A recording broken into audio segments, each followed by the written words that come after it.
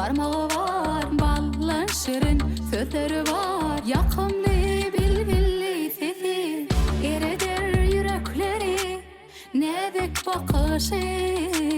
Yay kimi çağılıp durun oğludan karşı.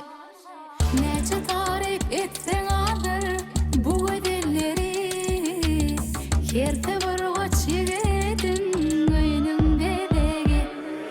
Gözlerine sürme çekilen, başın ayağı atılan, Türkmen milli levazlı oğadan gelin gıybari. Gözlerine sürme çekilen, başın ayağı atılan, Türkmen milli levazlı oğadan gelin gıybari.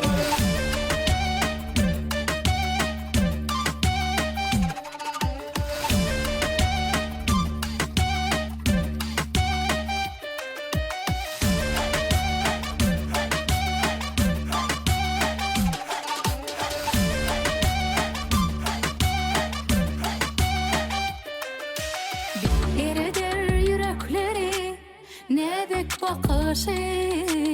Yay kimi çağılıp durun oğludan karşı. Nece tarif etsen alır bu dilleri, yerde bir uç yigidin göynün bebeği.